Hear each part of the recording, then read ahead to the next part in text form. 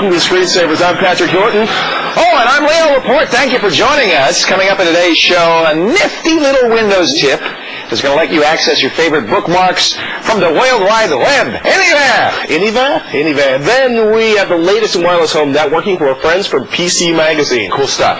Also, what is a flip chip, and why would you want one? We're going to give you the scoop on the flip. Then later, a fresh look at Creative's newest MP3 player on today's... I'm so bad at this. Fresh camera. Patrick, I just want to tell you, you don't have to do that. You don't have to do that. Excellent. You can retire the dance steps. Hey, I wanted to mention something right off the top. You probably saw at the beginning of the show, Kate and me running around. Right. We are working hard on a new show open. Mm-hmm. And actually, Patrick and I did a little taping. With video and... Do you want to show that tape now, or should we hold on to that for later? We didn't really... We got it now. This is Patrick and me. We got a muscle car, right? Yeah. What is that car that we got? This is not the fabulous old 446. There it is, ladies and gentlemen. Oh, can you hear it? Look at that. It's amazing what you can do with that. Listen to the thunder with that Riding lawnmower and a bunch of Bondo. It's evil. So now you know why we don't have a show open today. It's a little slow getting here. Today's chat topic? Yeah. Is Sony an arms dealer? What? You know about this. This is funny. This is the Sony Playstation 2. It's a powerful thing. We're talking about the graphics processor in there being the most powerful chip ever designed by mankind. And, well, the Japanese government, now I don't know, this might be a publicity ploy if you're asking me, but the Japanese government, a little bit strange. The Japanese government is saying, oh, wait a minute. This is so powerful. So incredibly powerful, we may not let it out of the country because, wow, it could be in the hands of, bad guys, too powerful. What do you think? Do you think it's publicity, isn't it? I don't know, it's one of the things, like, they do things a little bit differently in Japan from the way we do them over here. One of the things is, it turns out, I saw one of the UK papers, they say they think they're going to use this to modify it so this emotion engine is going to look at hills and maps and be able to pick out targets by digesting the data. I mean, the truth is like, if you're smart enough to do this, the last thing you're going to run it on is a PlayStation. I mean, if you can punch this software out in your spare time, you don't need a PlayStation. You think Saddam Hussein is going to say, I've got a PlayStation 2, quick, what can we do in world domination? I don't. They already said thousands have gone out already. Well, and also, I cannot imagine that the Japanese government, especially with the economic situation in the world today, is going to do anything to slow down shipment of the PlayStation 2 overseas. That's good for their trade. Yeah, I mean, they expect to sell. The other thing is that I saw quotes today that said, we designed with these export restrictions in mind from day one, so apparently Sony ain't sweating it, if you know what I mean. Folks, what do you think? Is the PlayStation a war machine? Only if you threw it at somebody. Take our web call at thescreensavers.com. Wow, they were flying in the V formation. Oh, and while you're there? Yeah, I'll do that. You want me to do that? It's all about you, baby. Give me 5. While you're that's so wimpy. While you're there, that is just the wimpiest 5 I ever. Kate would do better. Come on, give me a 5. Oh, shut up. While you're there, take our talkback feature to take the time to express your opinion on this to the rest of the Screensavers community. Let them know what you think. You can give us a call on the telephone at 888-989-7879 and chat, as always, at chat.zdnet.com. Click on the Screensavers room. People don't realize this. Patrick's just like a pussycat. He looks like a big, scary guy. Give me a bash. Ow! If you're on the Netcam and you want to ask a question on the air, there's another way you could do this. Don't go to the Screensavers room. Go to the Netcam Cineplex where our charming hosts are awaiting you. It's the lovely Shannon and Roger. PlayStations for ACL. For all! I got it. I'll take 2, please. Roger wants them. If anybody's playing global domination, it's probably Roger Chan. Yeah. Would you like to play global thermonuclear warfare? Look out for Roger. Roger can make the PlayStation. If you appear on Netcam, you get one of those magnets. You got it? Where's that magnet? We lost our magnet. Kate took it. Oh, there it is. If you get one of those, you can put it on your refrigerator, just like our friend Paul, who's sitting in a Lego boat at Legoland in San Diego. Actually, I think it's La Jolla. Isn't that? How cool is that? Isn't that fun? A Lego boat. Can you imagine what happens when the bricks start to separate? At this point, we just don't know. And can you click things onto it? That's the best part I want to see. You can get your, I want to go down there. I'm dying to do that. You can get your picture on our fridge by sending it to us, the Screensavers at ZDTV.com, and put fridge picture in the subject line. The subject. Pat, you feel good? I feel good. You feel ready to take our first call? I'm ready. All right. Jason, are you out there? Jason. Hi. St. Louis, Missouri. How are you? Good. How are you, Leo and Pat? We're great. Excellent. Good. Give us now, Patrick is here. This is his trial by fire. Give us your toughest, hardest question. Oh, hurt me. Come on. I'm honored to be Pat's first question. Thank you. I have a Belkin Direct Connect USB to share files and stuff on my computer. Mm-hmm. I bet it doesn't work. I'm sorry? Does it work? It works sometimes, and then other times it doesn't. I was wondering what I'm doing wrong when it doesn't work, and what I'm doing first right. of all, tell me what that is. I don't even know what that is. What, the No, product? I'm asking Patrick. Yeah, what's the Belkin Direct This is the USB. It's basically a USB that allows you to connection. A cable allows you to connect two systems, right? Yes. Oh, I see. So you don't need NICs, you don't need network cards. Exactly. You just connect two USB cable to cable. Fast network across basically two USB cables that plugging in. We actually had these in for testing on Fresh Gear a few months ago, and we actually had trouble getting them to run, period. So if you've got them running part-time, you're actually doing a step better than we did. That's not encouraging. That's not impressive. How is it? Is it when you start up, does it cut out while you're using it, or does it actually not start up sometimes? It doesn't start at all. Ever? Have you ever had it running? Yes, it's actually running now, unfortunately. And you're afraid to shut down either system, I bet. Yeah. How's it, does it occasionally not recognize on boot, or do you actually have to physically plug it in to get the network to start? Yeah, when I physically plug it in, sometimes it'll always see the computer that it's running on, but it won't ever see, like I'm running it on my desktop and my laptop. Sometimes it won't see my laptop. Here's a picture of the Belkin device, actually. This is from the Belkin site at Belkin.com. They have lights on them. Yes. Is it like a link light, Patrick, on the NIC? Does that light up when you get a good connection? Because, I mean, that would help you diagnose it with those link lights. Do you see lights on those? Yes, sometimes even when I can't even see the other computer. Oh, then they're useless. Yeah. On a network card, that's what the link lights will do, is they'll show you data traffic going back and forth. They'll be blinking. Have they suggested, have they given you an additional software download or a new software to upgrade what's on there? It came with a disc, but it's the newest software, so. Wow. The biggest question is you can try plugging them in separately. You can try plugging it on the opposite machine and see if it only runs on maybe one machine at a time. You can sort of start tracking it down backwards. I would also check to see if there are any manual settings inside networking that you can see whether or not they're being whether or not both machines are actually picking up the device. Does it look like a NIC? I mean, the settings would be the same internally? If memory serves and my memory is addled, it should end up looking like a NIC. It has to, otherwise the networking can't detect it. Right. Is it actually, Jason, is it actually showing up in both machines? Yes, today it is. Today it is. Ooh. And you don't change the settings between the times it works and the times it doesn't work? No. So then clearly the settings are acceptable. Yeah. Do you have other protocols running? Sometimes having multiple protocols, like having NetBEUI and IPX running when you don't need them, can screw things up. I'm running, they both run TCP/IP and my DSL runs TCP/IP. And nothing else? You don't have NetBEUI installed or anything like that? No.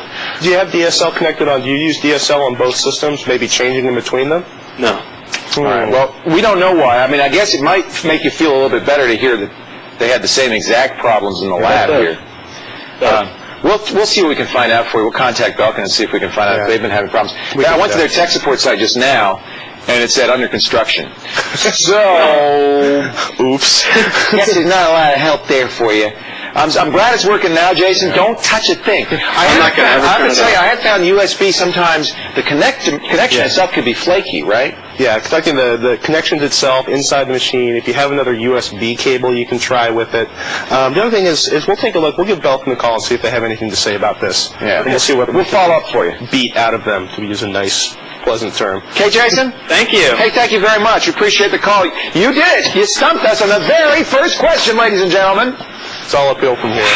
Thanks, Jason. After the break, you can see how you can access your bookmarks and favorites from any computer, anywhere, anytime. Oh, man, they're tough. Oh, that was brutal. Give me 5. It's time for our weekly Windows tip. Access your personal webpage favorites from any computer, anywhere, anytime. Dang, I thought Kate took this Windows tip, music. online bookmark sites. I was sure Kate took this music with her. You dream, Leo. We don't get new music. Actually, I set this up a while ago. This is very cool. Yeah, it's actually, the whole idea is you got your favorites, you got your bookmarks, you got whatever that gigantic collection of URLs you love to hit all the time. The idea here is to actually make them accessible from any machine you want to, anywhere you go, just by clicking on a web page. This happens to me all the time. I've got my bookmarks at home, I don't have them at work, or I have them at work, and I have them on my laptop. Exactly. So this is, there are a lot of companies doing this. Right? There's like hot links, Blink.com. Blink.com actually won one of PC Magazine's, did a roundup of 3 or 4 of them. They came out with Blink.com that came out on top. There's one really cool thing that Blink.com does that the rest don't do. You can not only basically export all of your URLs up to this list, this website up here, but you can actually import them back down, which means it's really cool. It's one way you can make sure you never ever lose your favorite set of browsing pages. And anytime anybody's reinstalled Windows, I mean, it's easy to get rid of them, so that's you good go to through know. 3 or 4 operating systems a week, all of a sudden it gets really, you forget to back up one stupid file, and suddenly you're from ground zero again. So we're actually, we logged into my account. Yeah. Now, I think I don't know. I think I published this so that anybody can see my bookmarks. Well, one of the ideas it's supposed to be is like you can share it with your friends, or you can ask them to suggest additional sites. It's one of those, we're not just a website, we're bringing community. We're just a place to store your stuff. That's so the the idea is that you can actually bring it down. Community? Magic word. Equals venture capital, right? Exactly. We're kidding. Well, actually, both the two of us actually use this to store our sites. And it's really convenient to learn. Basically, you run it, you go through 3 windows, and you end up actually pulling up all of your sites in individual folders. Each folder gets an additional page. I don't know if we can quite see that. And it pulls out.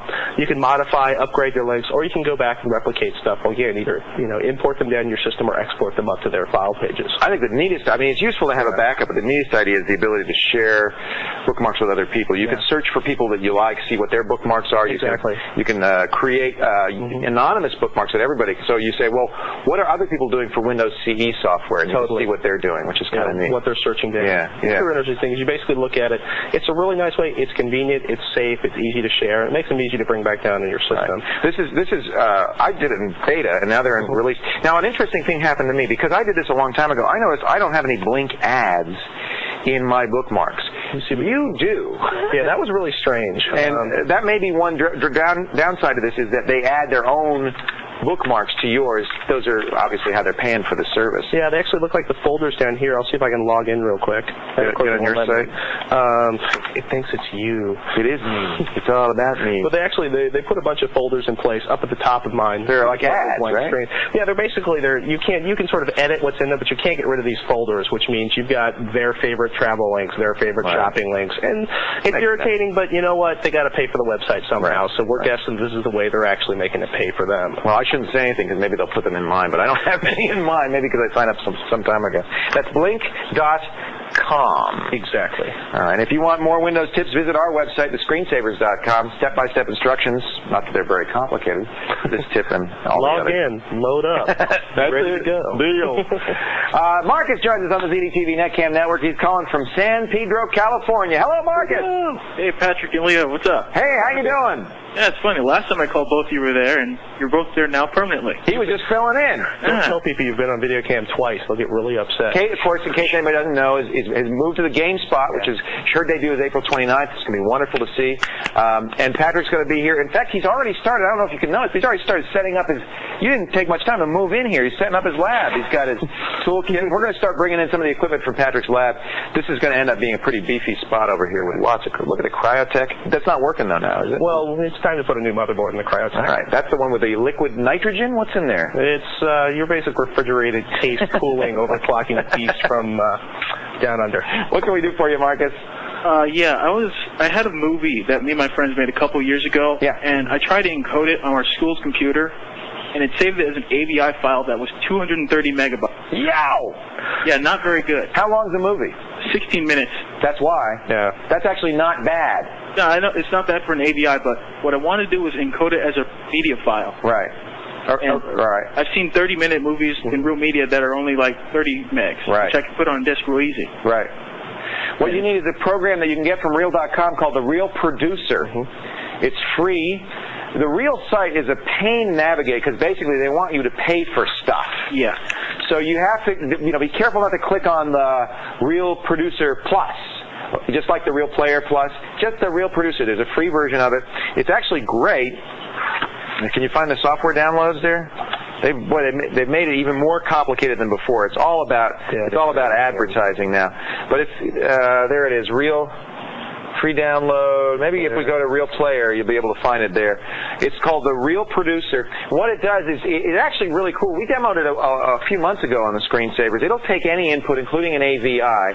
It'll turn it into real media, but even better than that, Marcus, it'll actually generate, if you ask it to, HTML for a web page and upload it so that you can stream it from a website. It's a nice piece of software, and it's absolutely free. All right, we'll find it.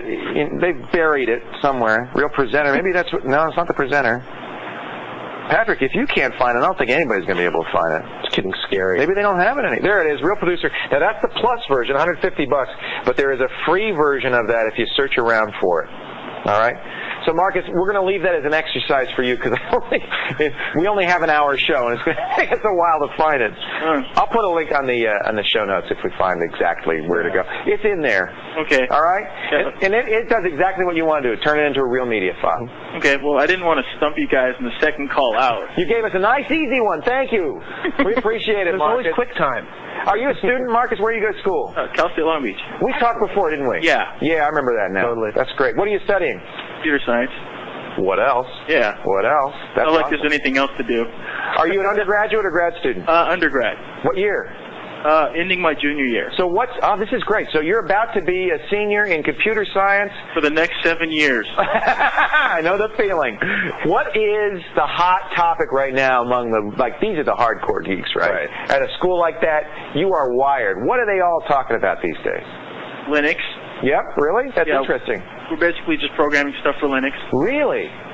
Wow, that's great. Not Windows. Not Windows, not Mac. We just do Linux stuff, basically. Cool. How about MP3s? Has that died down a little bit? No. Our school has basically took a no comment stand on MP3s, which is really sad. That's actually, there's no comments better than having every MP3 rooted out of the file and having people go violent on your traffic. Have they shut down Napster on your servers at this point? I know people on campus have it, and it's been in the school newspapers a while. Right. But it's not like they can stop them. Right. They caught them at the computer store with the Napster on one of the computer. Oh, you're kidding. Funny. The store is running The store Napster. in our bookstore has a computer lab, and they have Napster there. Excellent. I don't know about that. You're going to be an IT maven? You're going to program when you get out? What's the long-term plan? I'm sorry? I'm programming. Cool. Excellent. Marcus, we look forward to seeing your efforts. Stay in touch, will you? All right, thank you. All right. Take care, guy. All right, bye. Hey, Patrick, head on to chat. You going to get in there? I'm going to get People I know want to talk to you. Coming up next, wireless comes down in price. We're going to take a look at networking your home with no strings attached. Some great wireless solutions beyond airport when the Screensavers continue.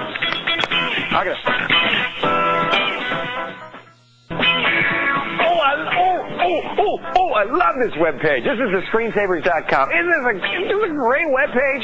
Everything you'd want to know about this show is there, and our answers and tips page is loaded with stuff. This is free week, so we've got tips, tricks, downloads, always free at the Screensavers.com, but this week we're going to show you some free stuff you can do. It's at the Screensavers.com. Go there. All right, we're going to talk about networking your home, and we're going to do it not with wires, not with cable, not everything. We're going to do it wireless. Let's find out more from our friends at PC Magazine. Joining us right now, Les Freed. He's contributing editor of PC Magazine, live via Netcam from the PC Mag Lab South in Sarasota, Florida. Hello, Les. Hi, Leo.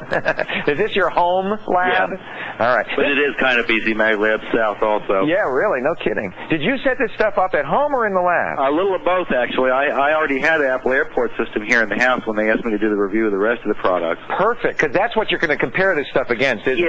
Yeah, you have to start with the Airport. Really, for home users, in case your viewers don't know, it looks like I haven't figured out if it's a Volkswagen hubcap or a melted Hershey's Kiss. Or a flying saucer. Or a flying saucer. A really small flying saucer, though. Now, all of the stuff we're going to show you is using the same standard, right? Yes, that's correct. And in fact, the guts in the Apple, the radio guts that actually talk to the client cards like this one, right, is a Lucent chipset in there. Okay, so Lucent and Apple co-developed this standard. They call it Airport. I call it a Sling Blade. No, I'm sorry. I call it 803.11. 802.11. 2.11B, right. Now, was there an A? Yeah, well, there was just 802.11. Yeah. And that was 2 megabit. 2 million bits per second. Right, and a whole lot more expensive. This, they say, is 11 megabits. Is that? Yeah, well, you got to realize that's the raw data rate. Right. Just like Ethernet, if you take a 10 megabit Ethernet card, when we test them at the lab and get a what we call a baseline, we usually get around 6.5 megabits on 10 base T Ethernet. Okay, so Ethernet, which is nominally 10, is 6. Yeah, and these, I forgot the exact numbers, but I think we got 8.5 out of the best one. Really? Yeah, the best one being the Radiolan, which is a whole different and not 802.11 compatible product. So of the 802.11s, is there kind of a typical speed? About 5.5 megabits. Well, that's great. I mean, that's right up there with hardwired, right? Yeah, and there wasn't a great deal of difference between them. And really, Leo, most people using it at home are probably going to be using it to get wireless access to a DSL or cable modem connection. Right. And that's the real bottleneck anyway. Right. I mean, this is much faster than a cable modem or DSL. Oh, yeah. You know, it's orders of magnitude, in most cases, faster than your internet connection. Now, you've already shown the Apple Airport. $300 for the base station there, and it's about $90 per computer. Yeah, but interesting thing about the Airport that the other products in the review don't have is the Apple also has a built-in V.90 modem. Right. So if you don't have a DSL or cable connection, it solves the how do I put a bunch of computers on the one phone line problem. It's a little NAT server. It's that's important. It does NAT, so it will automatically assign IP addresses to the subnet computers. Correct. Actually, it assigns its own block of 10.1 addresses. That's great. The only downside to the Airport for most PC users, last time I looked, which was a couple of weeks ago, you had to have a Mac to configure it. It's difficult to configure. I think we've been able to configure in our labs. I'll have to check with Patrick on PCs, but there's a lot of little. You need to know the MAC address. There's a lot of little fiddly things. Yeah, it's really picky. Now, in some cases, your local Apple retailer might be glad to pre-configure it for you. Well, let's take a look at these. Are more PC-specific, same technology, 802.11b. Many of them have the same chipset, in fact. Yeah, they're Lucent chips. Let's start with the Cisco. This is called AeroNet. Right. And I've seen this before. This is when the Crusoe guys came to demonstrate their WebPad. They were using AeroNet, so they liked it a lot. And that's an excellent unit. It's a little more expensive than the others. I think, look at my notes here, $1,300 for the... yeah, don't drop that, Leo. And it's a little more expensive, he says. Yeah, a little more. And that's why I said for the home users, the Airport may be the ticket, even if the installation is somewhat of a hassle with a PC. And this doesn't have a modem. This just has you see the connector here, the RJ45 connector, the serial connector, and power connector. Yeah, no, the serial connector on there is for configuration. Only. Right. Right. Your network's coming over the RJ45. Correct. Do you need a hub with this? Yeah, typically. Okay. And unless you're going to go wireless to wireless, what they call ad hoc network, which is just between two peer-to-peer network. Does this need then? It doesn't do NAT then either. I believe it does. It does. Okay. Yeah. And this is what you would put in your desktop computer. This is one thing that I find kind of ugly, which is basically what you're getting is a PC card adapter and a PC card. Yeah, those never made a whole lot of sense to me, except in one application. Imagine you had a growing business, you ran out of space, and you had to take some space on the next floor up temporarily to house some people. You don't want to pull cable. Right. The landlord won't let you, whatever. That provides a good solution for in-building wireless network. Well, you got some machine out in the warehouse that's 500 feet away from the rest of the LAN. But I also think, Les, for a home user, I'm going to get one network solution. I don't want to have multiple network solutions. Sure. So if I'm going to go with 802.11, I'm going to do it on my desktop as well as my notebook. You probably would. So this is important. But most of the time, this is kind of the form factor, is the notebook form factor, the PC card form factor. I think more than 90% of the units sold are PC card form factor. And this is the antenna here, this little doohickey that comes with that little plastic one. Is that the Cisco one or the AeroNet? This is Cisco AeroNet. Yeah. You find this breaks off? Is this? Well, it's designed to break off if you hit it too hard. I have one in my hand here also. The plastic doohickey is designed to come off under a certain amount of stress. Well, that's nice. And then you can just pop it back on. I don't want to try this on my personal. No, I won't do it. Here, I'll do it I'm a little nervous about doing it too.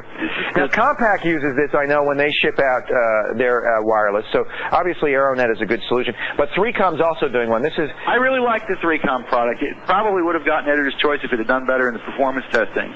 Okay. And it also, at the time we reviewed it, they didn't have the web encryption enabled yet. All right. Now, is this one also $1,300? No, that one $11.95. It's not much cheaper. I just looked on PCConnection.com for it. It's $9.40 on their webpage.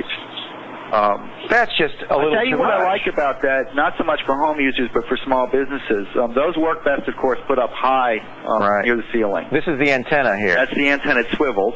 Oh, yeah. And the other really cool thing, do you have the little power dongle there?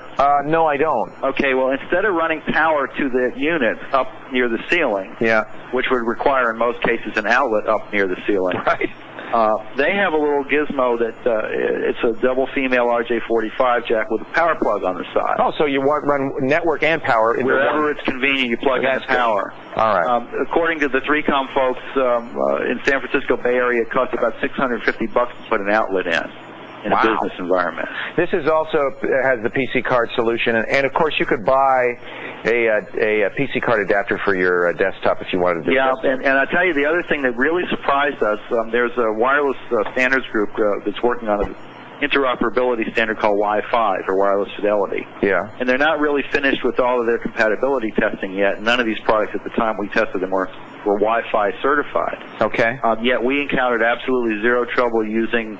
I use this Aeronet card at home all the time with my airport. We had no interoperability issues in the lab at all. That makes sense since they're all using the Lucent chipset. It makes sense. Well, they're not all using Lucent. There's another chipset also.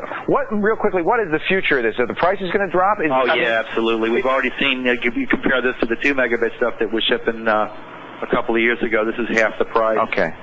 And, 5 times the speed. Is this the best wireless choice right now? Oh, yeah. There's nothing even close.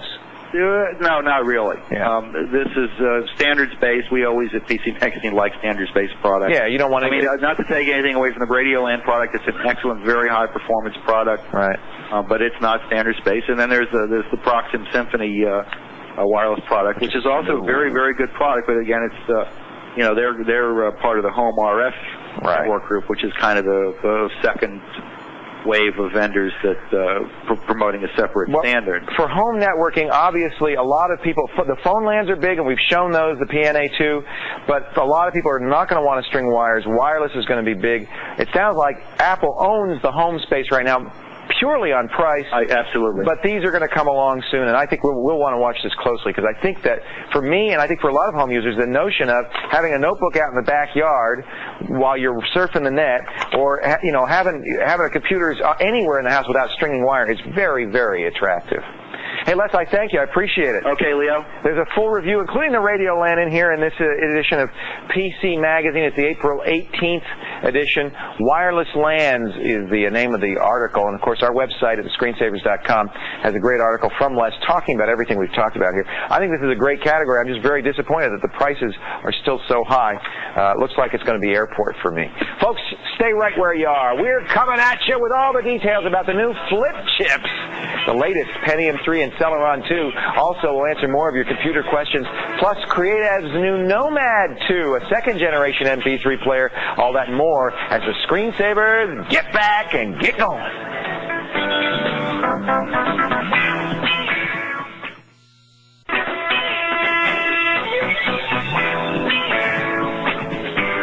Screensavers, I am Leo Laporte. I am Patrick Norton. You for joining us. We rehearsed that all week. Let's do that again. Thank you for joining us. See, we still can't get it. And Today in the chat room, is Sony an arms dealer? I don't think so. What is that all about? It's about Japan is claiming that they've put the Sony PlayStation as like a controlled munition. Like if I wanted to export landmines to some other country, they'd say no. Because the Emotion Engine got too emotional? The Emotion Engine is so incredibly powerful, we think they could use it to guide cruise missiles to new targets. But didn't Apple do the same thing? Remember the Apple ad when they came out with the new G4 with the Velocity engine, and they had the tanks around the Apple G4 saying, it cannot be exported? No. That was them going like, hey, we sold them to the Army just like a tank. I mean, that's like Steve Jobs in heaven. Tanks? IMAX? Kick it. Well, in any event, I doubt very much the Japanese government is going to prevent the PlayStation 2 from shipping. It's a little too late for that, folks. You could put a classic hack. You put a cryptography algorithm on a T-shirt. You walk over the border to Canada or Mexico. You've committed a federal crime. You have? I thought that was legal because of the First Amendment. You can have it printed, but you can't have it in computer. Well, technically, it's still a... That's right. That's right. It was a test case. Let's just say I don't want to be the guy that gets strip searched and sent to federal prison just to see if he can do do it. I'm going to glue a PlayStation 2 to my T-shirt. You just watch. You watch your customs. So here's your chance to vote. Get to the website and let us know what you think is the PlayStation 2 illegal munitions. Is Sony an arms dealer? It's publicity. The only bad thing you could do with a PlayStation 2 is drop it on your head.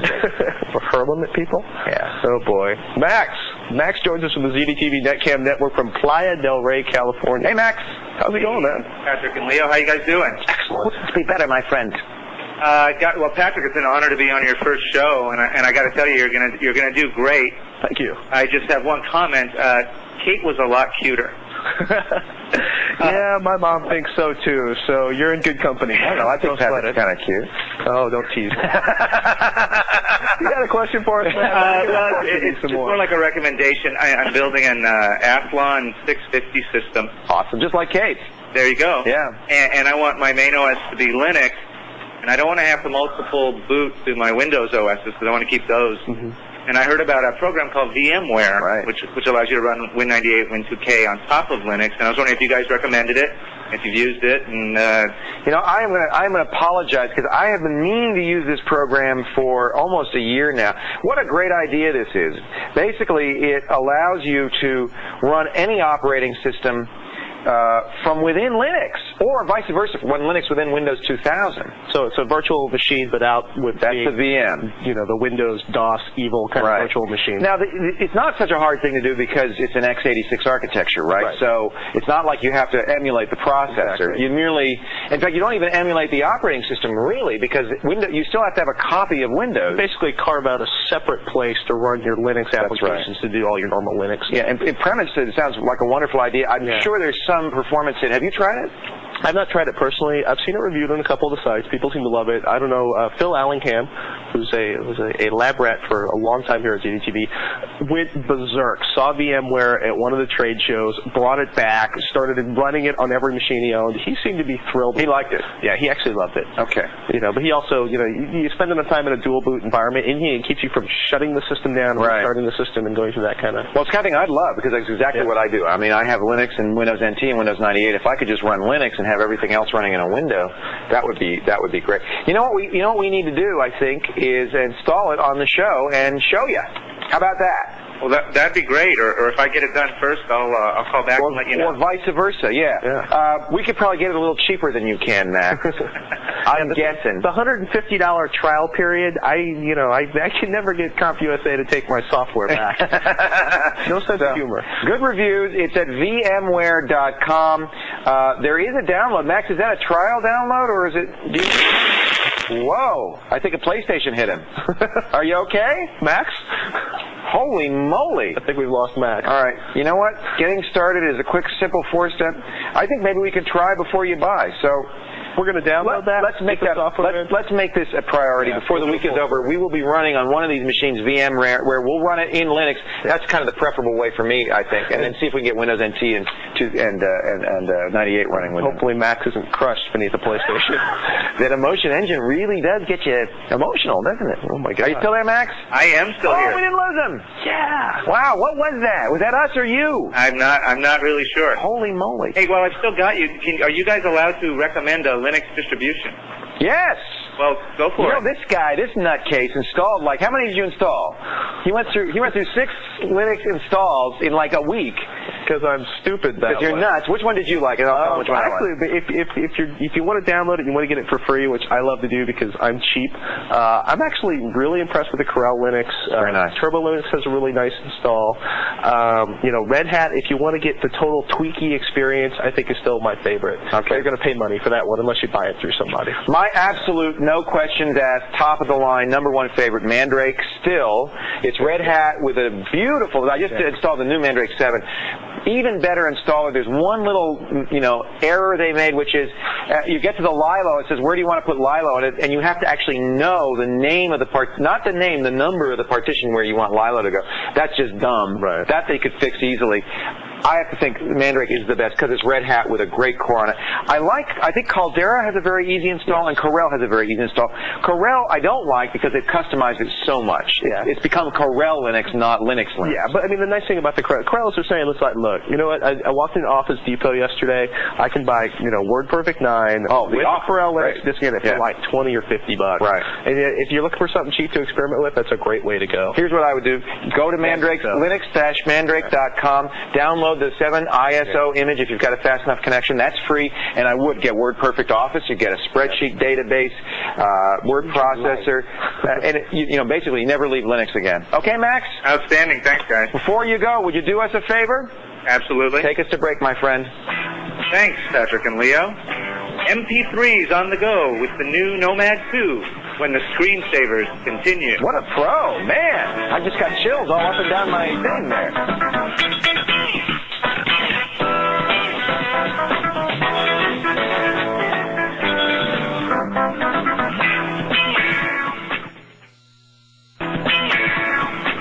Look at that beautiful website, the screensavers.com. It is the place if you want to know more about what's on the show. If you know what the zip drive click of death is, take the Super Geek Challenge. You will learn. It's all about zip and jazz drives at the screensavers.com. Our congratulations to Dan Brufy from Missouri City, Texas, winner of yesterday's Super Geek Quiz t-shirt or cap giveaway. There is Father Tux wearing them and looking awfully spiffy. Be sure to fill out the form after you've taken the quiz for your chance to win, too. Now, here's Sumidas with a look at the second-generation Nomad Mp3 Player on today's Fresh Gear.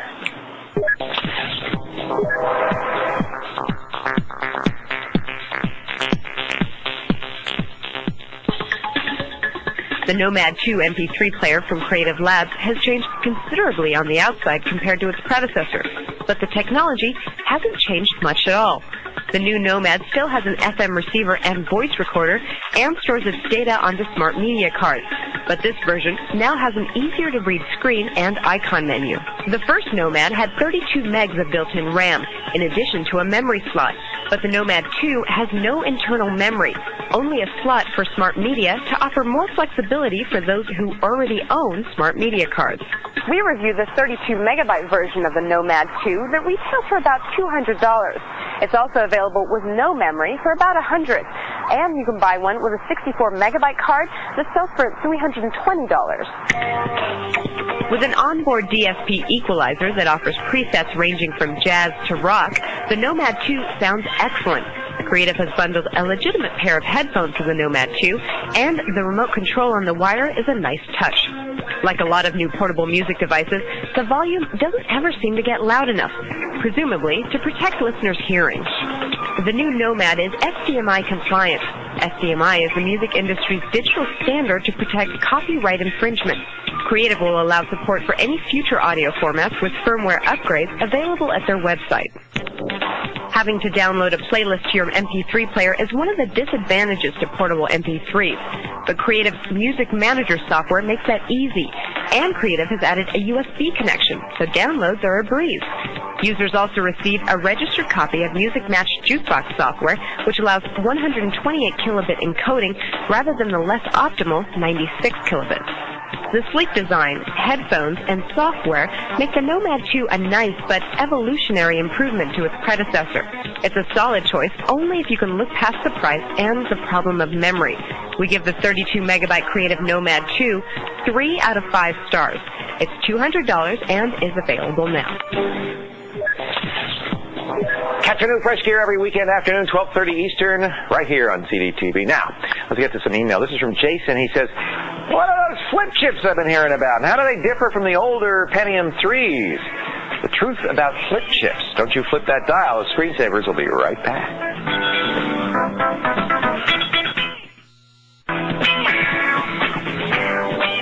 There's the email from Jason. He wants to know about flip chips, the newest P3.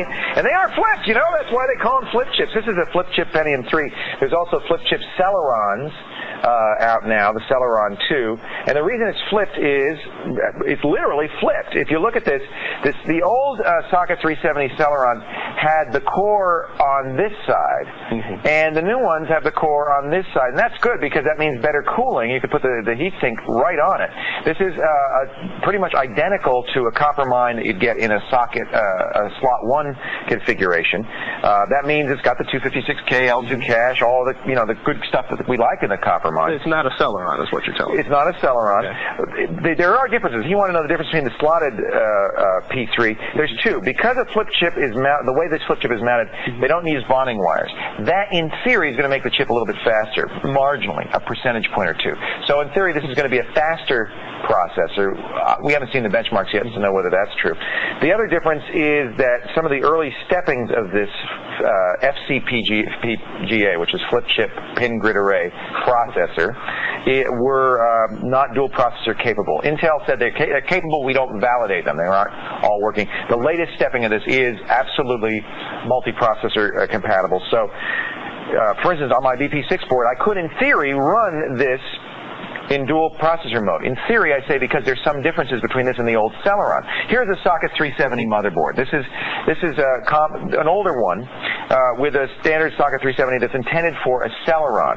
Now, there are new flip chip motherboards with socket 370 on them that are wired properly and have the proper voltage, but the older ones don't. The new flip chip, unlike the Celeron socket 370, has 2 reset lines and requires 1.6 to 1.65 volts as opposed to the 2 volts of the Celeron. That means if you put this flip chip, it's a big warning. If you put this flip chip in the older motherboard and you don't adjust the voltage, fried flip chip, which is tasty but not very useful. Dead flip chip. Dead fried flip chip. Got it.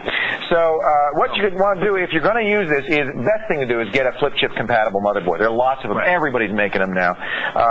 If you have a BP6 as I do, I'm very interested in this. This is the PowerLeap Neo S370 adapter that in theory is going to go in the standard old-fashioned socket 370 Celerons, adjusts for the voltage. It uses the new voltage regulator module 8.3, VRM 8.3, and accommodate for the new wiring, and so that I should be able to put a flip chip in my old Celeron. I think I'm going to need a BIOS change to accommodate the new voltage and the FSB speed. What's that going to do to the actual bus speed, the system bus speed? Well, on the motherboard. It depends on the motherboard. My motherboard can go to 133, so if I got a Coppermine DE, I guess I could presumably use it. This is a project we're going to do down the road. If you have an older slotted motherboard and you want to use a new flip chip in it, I don't know why you'd want to, but you could. You're probably better off buying the Coppermine on a slotted, but you can get a slocket that will do it as well. This is a standard, I think it's an ASUS slocket that makes the adapter. Okay. So, flip chips, because it's flipped, that is a Coppermine. We agree that's what you want to do on a Pentium 3, either slotted or socketed. Use a flip chip motherboard. If you're going to use the old socket 370 Celeron motherboards, you may want to use this PowerLeap adapter. We haven't tried it. I've seen a lot of people who've used it say they like it a lot. We will try this. I'm going to do this. What I think I'm going to do, what people are getting good results on, is the new flip chip Celeron 2.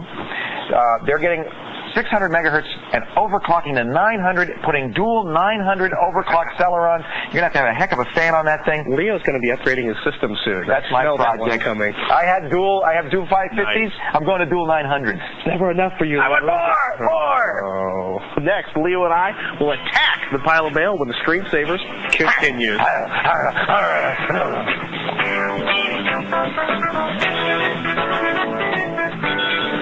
Hi, my name is Tracy from Wind Up Michigan. This is my very first email. And remember, don't touch that dial. Screensavers will be right back.